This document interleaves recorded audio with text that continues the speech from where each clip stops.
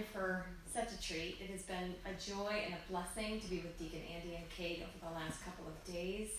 They are new friends, but they have a story that is ancient and really timeless about human dignity and forgiveness. And so we are so blessed to have them here. We will learn an approach to criminal justice that opens up the possibility for hope, healing, and human dignity. And what a better place to tell this story than surrounded by the legacy of St. Paul, John Paul II, who himself forgave the man who attempted to assassinate him. So, Anne Elizabeth, Giuliani, we're grateful for you and your talented team here at the shrine and for your warm reception and willingness to host this space and tell this story about the sacredness of all life. How truly blessed we are to gather in this place of worship, religious formation, and cultural renew, to feed our minds and our hearts as we explore together alternative responses to grave harm and violence. I'd like to lift up just a couple of folks before we begin, my incredible colleagues who've made this evening happen tonight. Emma Tacky, I think she's still upstairs, who does our community engagement work. Caitlin Tully, who's in the back doing, or in the front, doing the Facebook Live right now. She's our communications manager. And Caitlin Morneau, who you'll hear more from later. She's our director of Restorative Justice. But there's also other very special people in the room tonight. Karen Clifton, who is Catholic Mobilizing's founder and just a dear friend.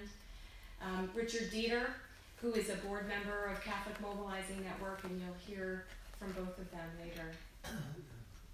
So it is my distinct honor to welcome to the stage Deacon Andy and Kate Grosmaire. Thank you.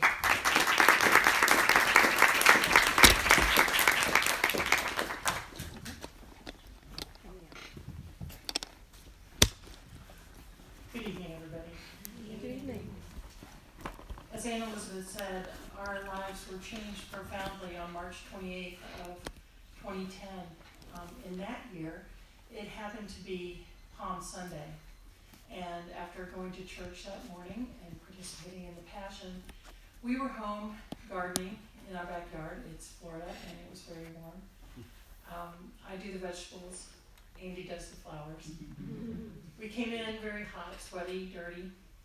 And as we were cleaning up, the doorbell rang, which is unusual in our neighborhood because we kind of live out in the country.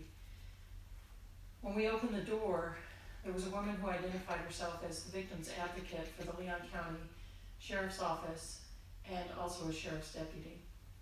They asked if we were Anne's parents and asked to come into the house. That's when the victim's advocate told us that Anne had been shot.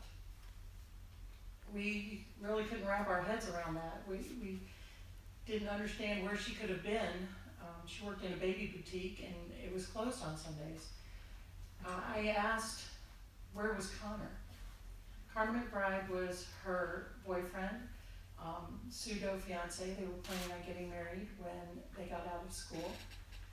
And the deputy sheriff said, Conor McBride is the one who shot her. Again, we really couldn't wrap our heads around that. It must have been an accident.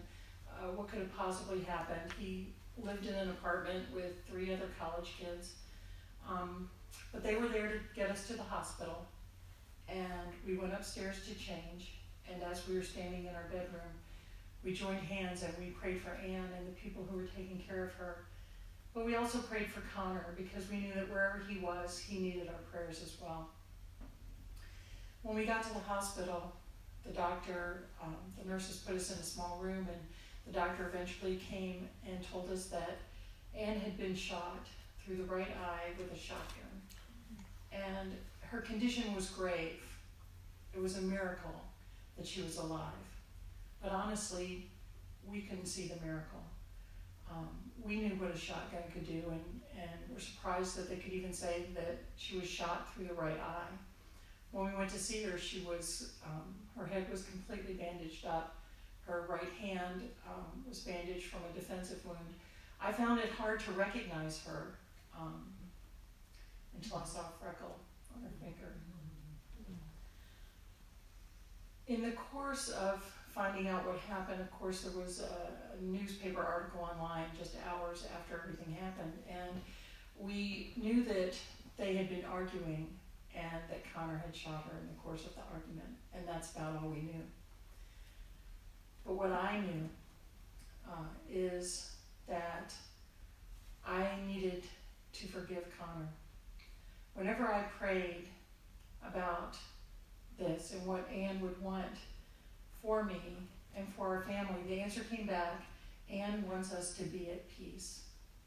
And what I knew from working with the Healing Prayer Ministry at our church is that when we prayed with people and they had unforgiveness, it often led to spiritual and emotional trouble in their life. But if they could come to a point where they could forgive, then they were released from that harm that had been done to them. And so many times we'd seen people experience joy. And even in the course of praying for others, we often practiced forgiveness on each other and saw how that benefited our marriage. So I knew in my head that I was going to have to forgive Conor, that I needed to if I wanted to find peace on the other side of it. Michael and Julie McBride came up to the hospital Tuesday night, and I remember telling Julie, I can't define Conor by this one moment, because if I define Conor as a murderer, then I'm defining Anne as a murder victim. And that is the way she died, but it's not the way she lived. And I didn't want to leave her in that place, in that angry place. I needed to move on from that. So that was like one of my first steps in understanding the process that I was going to have to go through in order to forgive Conor. Now, something else that the McBrides told us that night was that Conor could put 4 people on his list to visit him in the Leon County Jail, and he had put my name on that list. I thought he should have put Andy's, but if you think about it for more than 5 seconds, you'll realize why he didn't do that. And for some reason, because of that, I felt an obligation to go see him. Only 4 people could go see him, and my name was on that list. As the week progressed, the doctors told us that Anne's injuries were so severe that her organs had started failing. She was on life support, and the ventilator was helping her breathe, and that there was no hope for her recovery. So we made the decision to take her off the respirator, and that was going to be on Friday. If you remember, I told you it was Palm Sunday that she was shot. So Friday of that week was Good Friday. So having made the decision to go see Conor, I chose to go see him Friday morning. And so Thursday evening, we were talking, and I told Andy that I was going to see Conor. And I asked him, is there any message you want me to take to Conor tomorrow? I had a message, and it was a little bit different for me. I say God, I'm a little bit more stubborn, so God had to work overtime on me. Kate, through our life, had practiced forgiveness, and I certainly had, but I needed more. And so God is a gracious God. So Sunday, when we went to the hospital, I wanted to stay with Anne because we had a God of yesterday, we have a God of today, we have a God of tomorrow. And I had hope. I knew if God wanted to reverse those wounds, he could do that. And I wanted to be there when my daughter woke up and said something, because I wanted her to hear my voice, not a voice of a doctor, not a voice of a nurse, or just empty silence. So I was going to be there. And so I stayed that night to be with her if she was going to say something and recover. About 2 o'clock in the morning, standing over, talking to her, probably talking about chores and the normal stuff that 19-year-olds didn't do, and things like that. I heard her say clearly to me, without words, she didn't speak them out loud, but as a father hears his daughter, she said, forgive him. I ignored her, like any good father does when they don't want to do something. And she then you just say, forgive him. And I said, no, not going to do it. No way. Because in a way, I felt a little sense of betrayal about this whole issue. Just a little. Conor had lived with us for a few months right before he went to college. I got Conor a job at my place of employment. I had helped this boy out to find a better life, to make a better life for him. Because he was dating my daughter. My daughter thought he was important. I had to think he was important too. It's always so easy for fathers to do for people who date their daughters. But in the end, I told her, I'll try. It wasn't very full-hearted. It was kind of half-hearted, to tell you the truth. But I said I would try. So as the time progressed, the doctor said they were going to take her off life support on Good Friday. And they picked the time, 3 o'clock, the hour of our Lord's death. I mean, God is amazing. God is moving. This is Holy Week, and we're moving through Holy Week with our daughter and our family and our community. Our pastor told us he's never experienced a Holy Week like this, and he's been a pastor for 25 plus years. And the community moved through with us. It was an amazing time of bonding and togetherness together with us. The community was there for us. Kate says, every tear a mother cried was one less tear she had to. And you can't imagine the relief of that the community bore for us. And our church was amazing. So community was very important. Well, on Thursday, I knew this was the day before she was going to die. Because they told us that she would not, they weren't sure how long, but they knew that she was going to die. And on Thursday, again, I'm in the afternoon with a young priest at my daughter's bedside. About, in the afternoon, I look down at my daughter and I see Jesus Christ in the bed with her. Simeon posed with her. Where his arm is, her hand ends at his arm. Where his leg is, her foot is. And I couldn't see where they were apart. They were like together as one. And I burst into tears, but they were tears of joy. Because as a father and as a parent, it was God's assurance to me that my daughter Ann would be with him in heaven. And is that not what all of us parents pray for our children? That they would be in heaven? It is.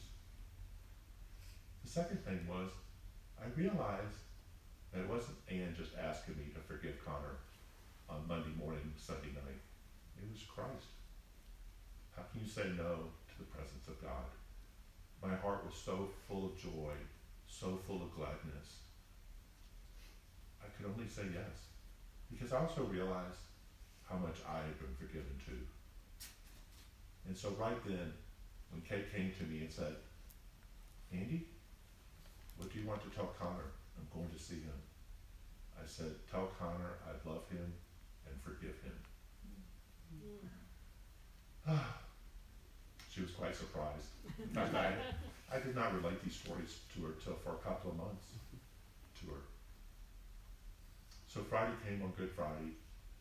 Our children got to say goodbye to Ian in the morning. Our family got to say goodbye to Ian. Our community got to say goodbye to her. And that's when we realized what that doctor said on Sunday about it being a miracle that she was alive. It was a miracle. Her family got to say goodbye to her. She was not left in a place of violence. She was left in a place of peace and joy and happiness. It was a miracle. And on Friday at 3 p.m., the priests were there, we were there, other family members were present, and at 3 o'clock, the nurse started disengaging the machines. And she said to the priest, are you going to do what you need to do? And so he moved up, and as he moved up with the Viacom, the drop of the precious blood to give to my daughter Ann. Now this is the woman, the girl, who the doctor said she was nothing but a shell. Only her brainstem was keeping her alive. There was nothing. When she was shot, who she was gone. That was the neurosurgeon told us that. But as the priest moved forward, her mouth open, her tongue reached out to receive food for the final journey. We talk about people sometimes just as biology, but we are spirit. We are spirit and flesh. And no matter what has happened to us, my daughter recognized her Savior, the person she was going to be with, and she opened her mouth to receive him and put her tongue out. One of the priests next to him said, "Did you see that?" Yes, we did. And she passed away quietly, peacefully, on Good Friday.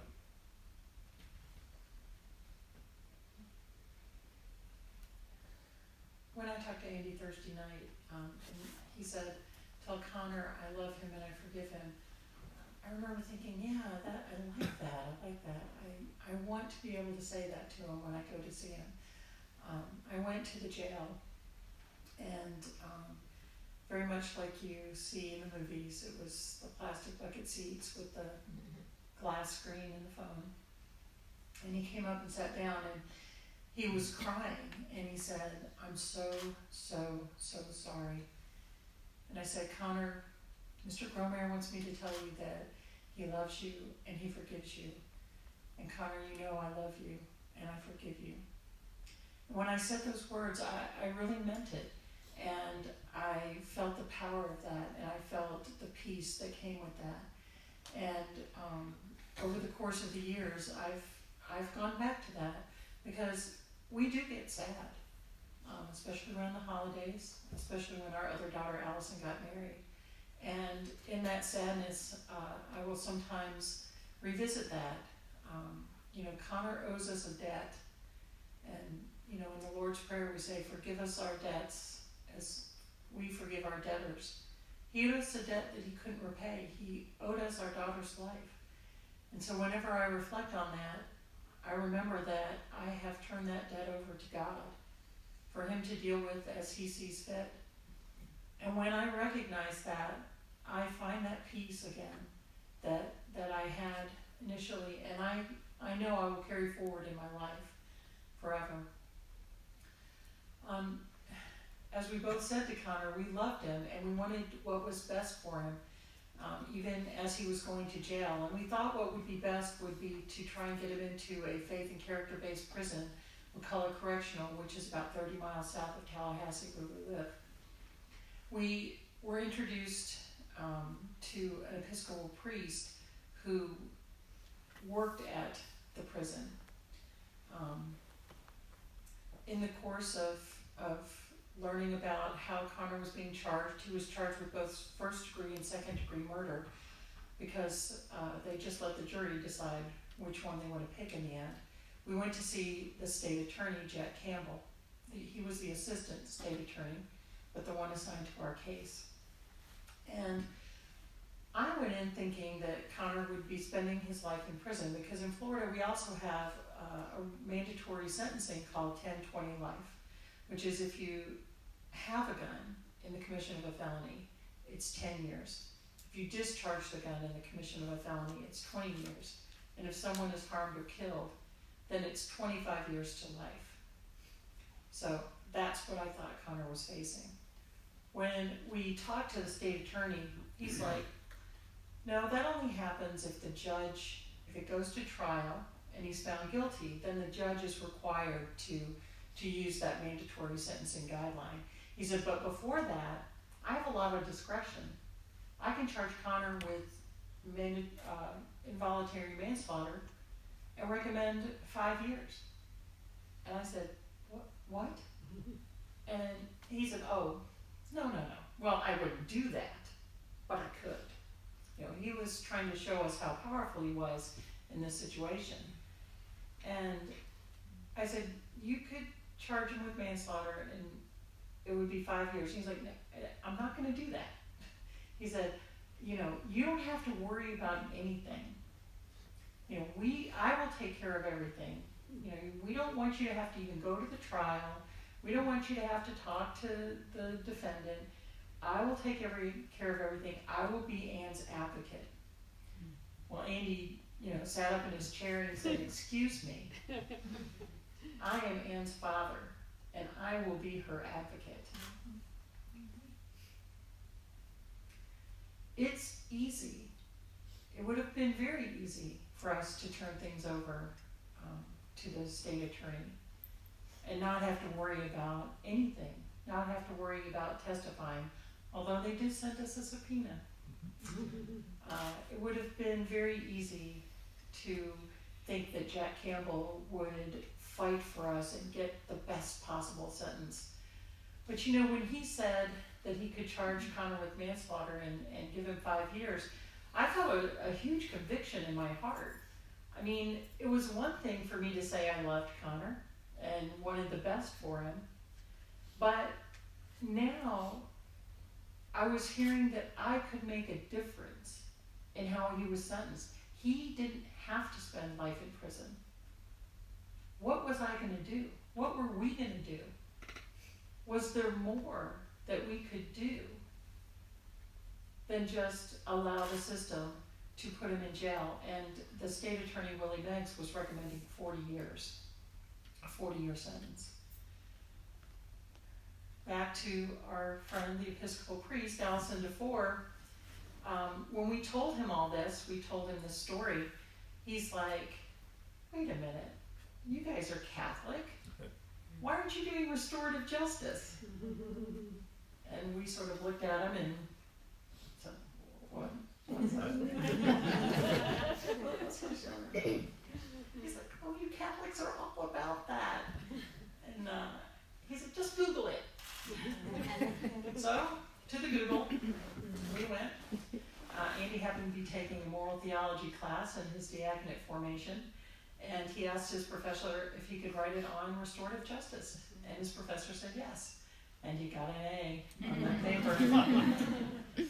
We started reading about restorative justice, and it differs from criminal justice in that criminal justice asked who broke the law, what law was broken, who broke it, and what is the punishment for that. Restorative justice asks different questions. What harm was done?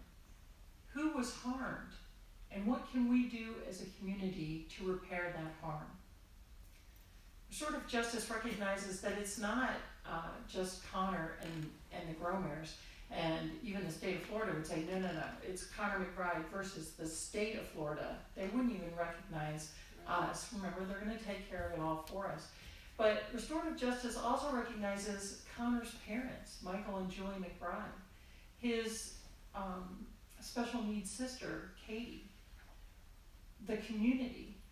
You know, I think a lot of fathers started looking at their daughters' boyfriends a little bit differently after what happened. You know, there's an impact that's greater than Conor McBride versus the state of Florida. So we started looking, one of the things we found out is that with restorative justice practices, they have, in some communities, restorative circles. And what happens is representatives of the community, the offender and the victim get together, and the victim has the opportunity to tell the offender how the crime affected them. The offender takes responsibility for what they did, and the community also has a voice and gets to speak about the impact to the community. And together, everyone works out how to repair the harm. Now, it's usually used in a juvenile diversion program where, you know, maybe someone defaced a building or stole a bicycle. And so it's very easy to come up with a solution for that that doesn't involve jail time. You know, work to buy a new bicycle, paint the fence. And when everyone comes together to decide how to repair that harm, you can call it a sentence if you want, the offender is much more willing to participate in that. And so, like I said, they use it a lot of times as juvenile diversion programs. But we wanted to do it in a capital crime in the very conservative panhandle of the state of Florida. And we had a very hard time finding someone who even had experience with that. But we went straight to the top. Julie McBride called Howard Zare, who's known as the grandfather of restorative justice, and he recommended a lawyer, a restorative justice lawyer, Sujatha Balaga, who lived in California. So we began many long-distance phone calls to Sujatha. She also was in contact with Conor because she had to prepare everyone for the circle. You don't just walk in and, start pounding the table and screaming at one another. So it was about 14 months after Anne died that we were able to have the Restorative Justice Circle. It was held in the Leon County Jail because that was easiest for them, not to have to transport Conor anywhere. We requested that he not be shackled when he was brought in. Otherwise, prisoners are always shackled when they are outside their cell block. When he walked into the room, Sujatha said, "Conor, hug your mother." That was the first time he had been touched in a loving way by someone in 14 months. He hugged his mom and his dad, and then he also hugged us. We sat down in the circle, and Jack Campbell read the charges against him. And then Andy and I got to talk about Anne, who she was, her love of animals, the fact that she was about to graduate from community college and go to the University of Central Florida, that she was just on the edge of becoming the woman that she wanted to be, that she was the one of our daughters that we were sure was going to have children for us, grandchildren. Conor had to listen to all that, and he said later that it was the hardest thing that he's ever had to do in his life, and that includes spending time in prison. So some people will say restorative justice is soft on crime, but many offenders say it's very difficult to sit down and face the person that you harmed. But when they do, they gain empathy and they gain compassion, and once they complete their work, they're less likely to offend. It's incredible how well restorative justice works. After we spoke, it was Conor's turn to tell us what happened that day, to answer any questions that we might have. There's so many people who don't get those questions. In the traditional criminal justice system, they're not required to testify against themselves. They're not required to testify, so many people don't ever find out what happened. But we wanted to know. And what happened was very simply that they got into a fight. It turned into a breakup fight. Anne had left the house. They were at his parents' house. She got in her car, and Conor followed her. They argued some more. He said he was going to go back into the house and kill himself. He went back in and loaded his father's shotgun, and Anne followed him back into the house. And they continued to argue. Conor said he was just tired of arguing and wanted it all to end, so he pulled the trigger. Of course, he was immediately sorry that he'd done it. He thought that he had killed her and turned himself in to the police department. Even though we didn't, we thought it would make sense, that we would hear something and it would make sense. Of course it didn't make sense, but we knew. We knew that it was senseless, but we also knew that there was nothing we could have done. And when you don't know, you make up stories, and you feel like maybe there's something you could have been done, and you feel responsible for it. So it was very difficult for us to sit through that and listen to it. As a matter of fact, the next part was the sentencing part, and I had told Sujatha, she asked me if I was willing to say, to ask that Conor be sentenced to 5 years plus 10 years of probation, because it was what Jack Campbell had said when we met with him. And I remember thinking, oh no, I told him I was going to say 5 years. I can't say it. After I heard what Conor said, I was like, no, I can't say it. So I said 5 to 10 years with 10 years of probation. And then Andy said 10 to 15 years with 10 years of probation. The McBride said, we agree with the Grosmaires. I thought, well, the Grosmaires didn't even agree with themselves. And Conor said, my life is in their hands. Then it went to Jack Campbell, and in a traditional restorative circle, we would have continued to talk until we reached an agreement, but he closed his book up and said, I'm going back to my office, and I'll let you know what I decide.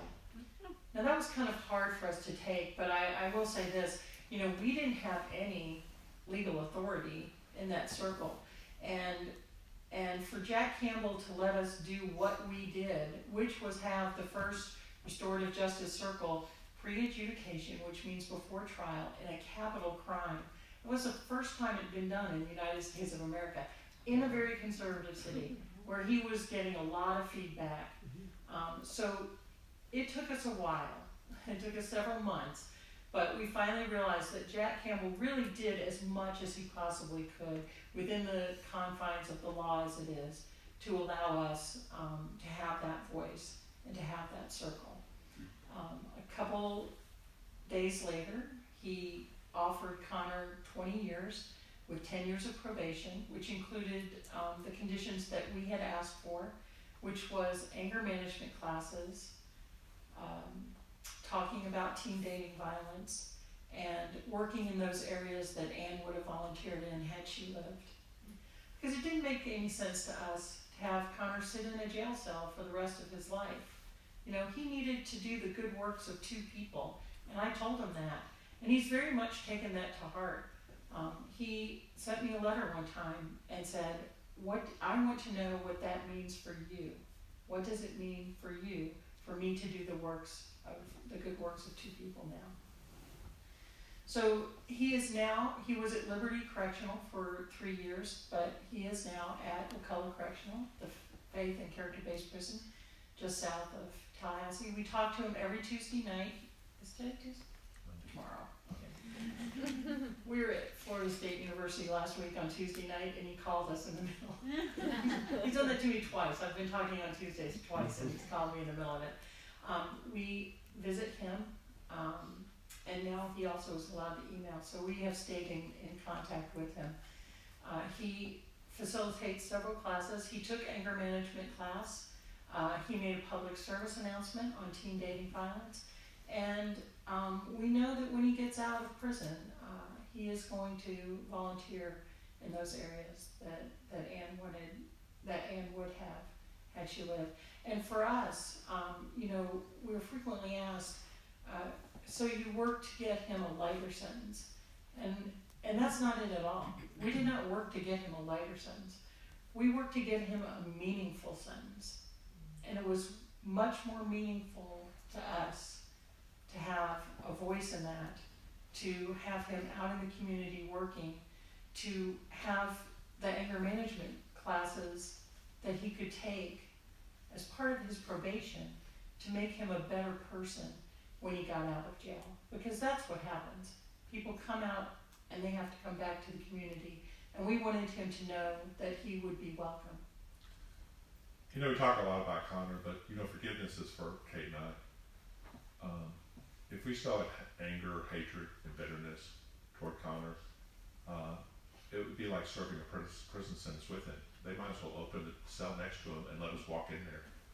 Because who would we be? We would be those grandparents, if we ever have grandkids, that we don't go see them. They're always mad and angry. They yell and scream all the time. Our co-workers at work, would we kept our jobs? I don't know. Our church community, would I stay in formation? I don't think so. The church doesn't need an angry person. So it is really, forgiveness is a powerful, powerful thing, and it's the grace of God to give that to us. And unforgiveness can cost so much, and so it is amazing. It's just amazing that we chose not to go to prison with Conor, and that's what it seems like what happens with unforgiveness.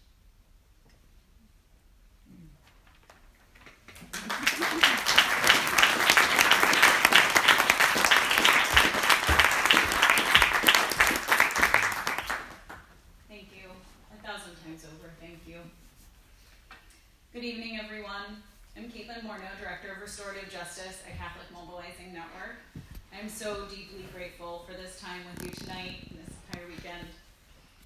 I know that many of us are at different places in our journeys with forgiveness and learning about restorative justice. In listening to your testimony, I'm reminded that finding approaches to criminal justice that reflect our Catholic faith and teaching takes a tremendous amount of work, but it is made more easily possible with Christ. At Catholic Mobilizing Network, we recognize that there is such great brokenness in our criminal justice system. Our country's dependence on punishment as the only means of achieving justice has resulted in skyrocketing rates of incarceration that disproportionately affect people of color and individuals who are poor and marginalized. There are so many ways that Catholics can contribute to transforming this broken system, from advocacy on criminal justice reform, including ending the death penalty, to ministry to those who are incarcerated. But Kate and Andy, you remind us that through all of this, we have to prioritize the needs of those who are most impacted by a harm, those who have suffered the violence. And while many successful restorative justice processes do take place without the element of forgiveness, this incredible call implored you to find a better way. By working as you did to make a restorative process take place, you were able to transform your own suffering, as well as that of Conor and the McBride family, into something fruitful and life-giving. Without opportunities to repair people and relationships impacted by crime, too often this suffering and trauma manifests in further violence. When we practice restorative justice, we interrupt these destructive cycles, healing past harms and helping to prevent future ones. Thank you for your courage and dedication to sharing your story so that it may inspire others to find creative pathways to restoration in their own lives and communities. With that, before we move into questions, we have a couple of individuals here tonight who wish to offer a few words of their appreciation.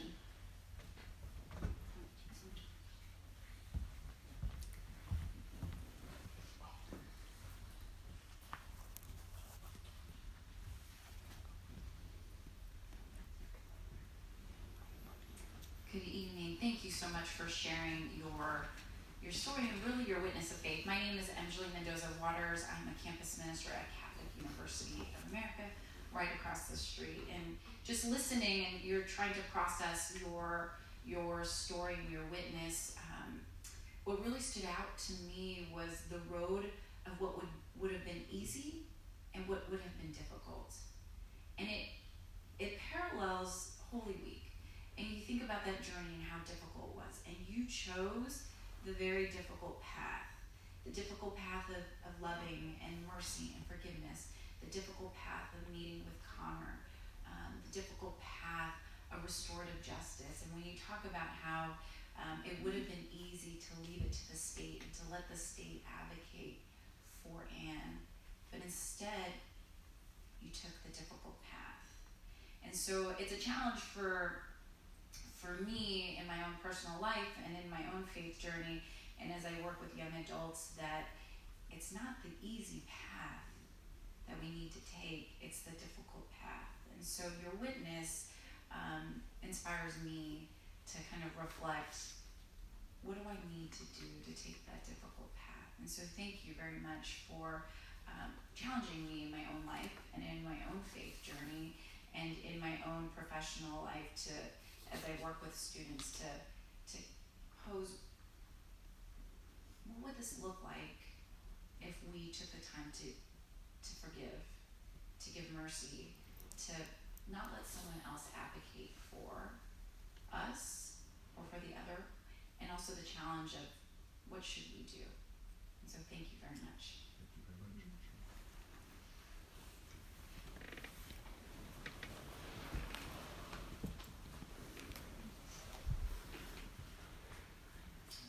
Hi, I'm David Cloutier. I teach theology, moral theology here at Catholic University of America, and I'm sure I would have given that paper more than an A.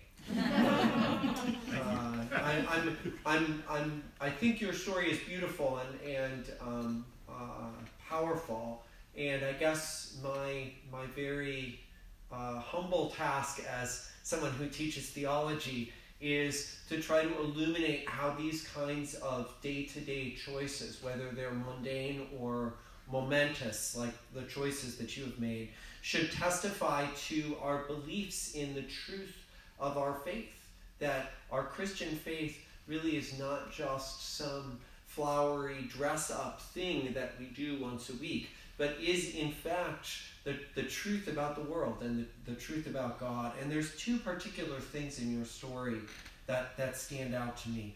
One is the testimony to the fact that death is not ultimate. There's a way in which the power of death separates us from the people that we love the most.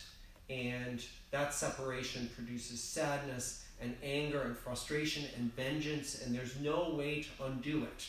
And it drives us into further sin and conflict. And your story is really a testimony to what it means in practice to believe that Christ has defeated death, that the power of death has truly been defeated. Secondly, I think your story really reflects our anticipation that we talk about in the Creed every week about the world to come, or the kingdom of God, the fully redeemed world. We say all the time that there is this world to come, this world that we truly await, but we do not wait passively for that world. We help to birth that world. We testify to the reality of that world by birthing it in our lives in partial ways. And so in choosing in the way that you have, you've reflected not the world that we live in, but the world to come. And you're not only a sign of that world to come, but you've helped to bring that world to come about. Vatican II talks about the church as a sacrament of Christ for the life of the world. And I want to thank you for truly being that church that is a sacrament of Christ for the world.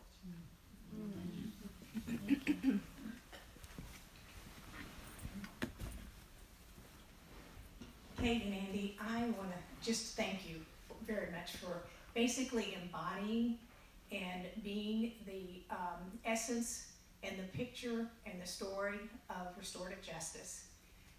My name's Karen Clifton, and when Catholic Mobilizing Network came to be initially, we were started with just the mission of basically implementing the bishop's campaign against the use of the death penalty.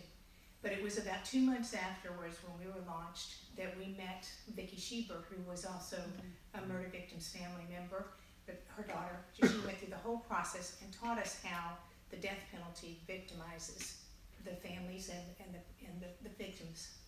And so through that process, we took on the motto of it that we did not want to be a re-victimizing organization. We wanted to teach in a restorative way the church's teaching, meet them where they were in their journey, and walk with them and bring them to that point.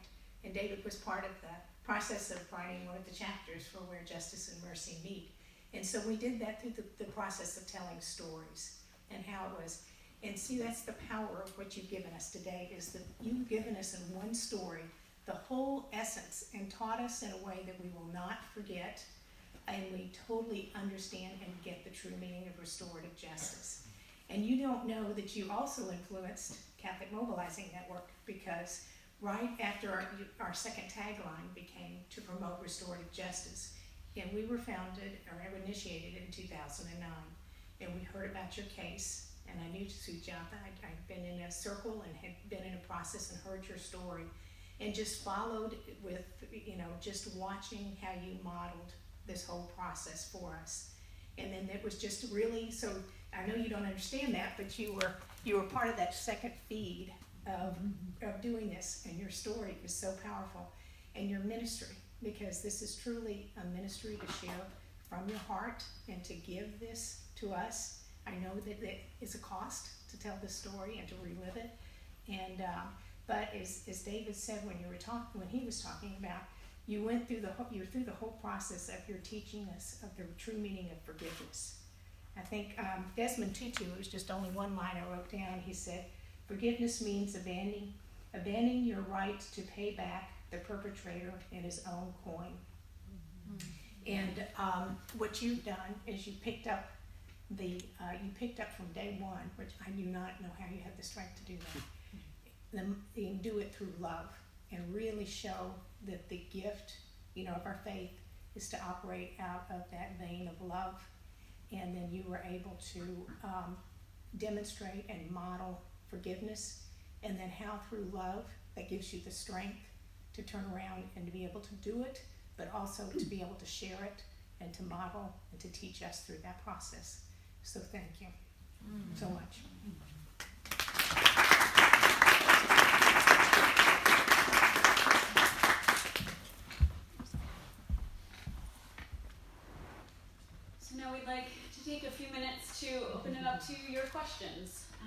And for those of you who are joining us online via Facebook Live, hello, welcome. We're so glad that you're there you are. Thank you for being with us from all over the country. We invite you to type your questions into the chat, and we've all know everything here for Kate and Deacon Andy. So I invite any questions that you may have. Can you speak a little bit about how members of your church community responded to your story? I imagine the reaction was not uniform, but perhaps I'm wrong about that. Sure. So on Sunday night, she was moved from the ER up to neuro intensive care unit, and we were back there with her. We stayed with her most of the night. And when we walked out there was 3 priests and a deacon standing there about 11:30 at night, and they were waiting for us. And we went down the hug line, being comforted by our church and our community. Remember I said I was going to say tonight? Well, the deacon offered to drive me home because I kind of wanted to take a shower, and because I knew it was going to be a long week. And so he drove me home and drove me back. And that was the first semblance of community right there. And then it just started growing. My work community provided lunch every day for that whole week. Spontaneously. It just showed up. And people just came, and they were there on Wednesdays. On Wednesday, I remember there was a spontaneous rosary that happened. I mean, that was just the one I witnessed. And it just happened. Again, on Wednesday, it was really incredible. Our clergy is amazing. So one of the priests came to visit. And he stayed there for a little bit and sat there in the waiting room with us and talked, and he left. And about a minute later, another one showed up. Okay, that was really good. And he was there for a little while. He walked out. And then a third one showed up right after that. I said, okay, now wait a minute. Did you know so-and-so was? No, I was just at home and I just felt called to come down here to the hospital. There was no scheduling of this. They came as needed. Third one left, and a fourth one came. And I said, okay, I'm not really doubting this now. And I said, did you see so? Yeah, I saw him at the elevator. He just said he was visiting people. The clergy are amazing. They move by the Spirit, and the Spirit moves them. And our people of community with her, it constantly showed up. One of the things that was amazing was they came and said, what can we do? We want to do something. People want to help. And Kate said, we need cat litter. The simple mundane things. Right. Well, when we went home, there was 40 pounds of cat litter in the garage. So someone suggested, get a book and write things down, because people want to help. And I think it's not right for us to deny people when they want to serve you. And so she just started writing things down. And when somebody asked her, she would say, okay, can you do this for us? We had somebody wash our house. And we had somebody haul off debris. But people, they did it in joy. And so community was amazing. But I think you might be asking, we did have a few people who said, if you want us to take Conor out, we'll do that for you. Oh. So I'm not sure if that was. I did. That was kind of, we had a few people that said that. And I think, we were asked one time, did you lose friends over this? And I'm like, if I did, I don't know that. But we also had 1,000 people sign a petition that we presented to Jack Campbell in support of pursuing restorative justice in the case. Andy's sister struggled with our forgiveness, and she was in church one day and read a passage. It's 2 Corinthians, I think it's the 2nd chapter, where Paul talks to community and says, since you have forgiven this person, I, with Christ's help, will also forgive this person, because we need to love and support him. Now that, you have decided what punishment he deserves and he's done that, we all need to love and support him. So when she saw that, it changed her mind, and she also was able to forgive Conor and support us in what we were doing. But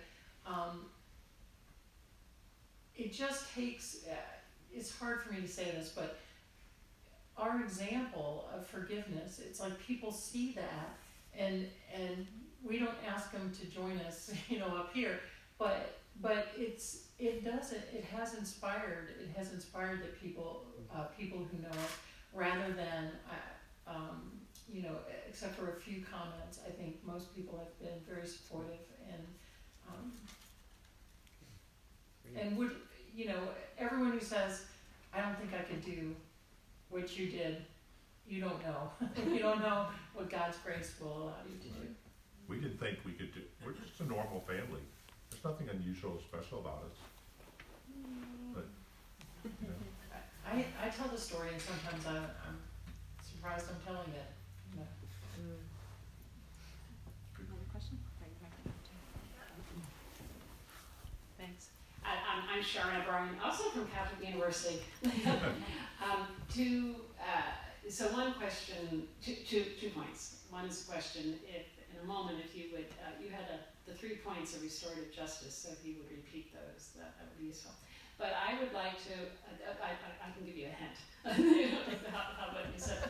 But I thought your story was interesting. I would contend that you're not a normal family. Not that I'm from psychiatry, but I think I love how the Holy Spirit always works. I mean, you were already in a healing ministry.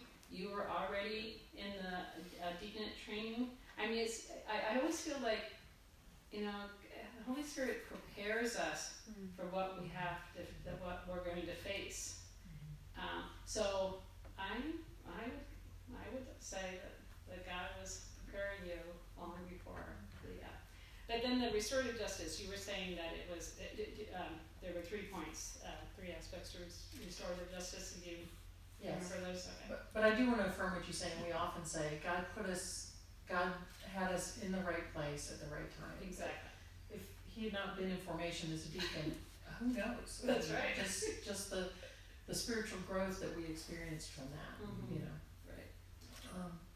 I also say every yes I said to God in our service to the church deposited a small amount of grace into account that when we had to make a pretty huge withdrawal from it, that grace was there for us always. Restorative justice asks 3 questions. What harm was done? Who was, I guess, maybe Caitlin should. Who was harmed? What harm was done? And how can we as a community work to repair the harm as best we can?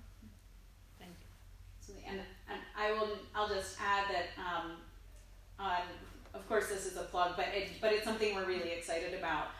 We recently added a page to our website on restorative justice and Catholic social teaching, and a fabulous scholar out of Notre Dame reflects on, she breaks the questions down a little further into 6, but connects them with the 7 pillars of Catholic social tradition. It's very powerful. That's another place to start if you're looking to learn more. Other questions? Did anybody remark when she said about Michael McBride had a chance to talk? Remember, the offender's parents, they would never have a voice in our traditional system. In fact, the assistant district attorney went over and said to him after the circle and told him and said, I would never meet you, I would never talk to you, except in these circumstances. They have no voice, they're like the silent ones. And they were harmed too. They lost a child too. And one of the powerful things about the circle is Michael got to say in the circle, he goes, I just begged for my son's forgiveness because I'm an angry man and I taught him to be angry. He was very upset because his brother had died and he blamed God for it. This was 5 years earlier, I believe. But he's not an angry man anymore. Restorative justice allowed for all this to happen. The needs of the community are many. It's not just the victims. It's not just the offender. It's other people too. It's amazing how many people have written to us or come to us and said, if you did what you did, then I feel like I have to forgive my mother, my father, my sister.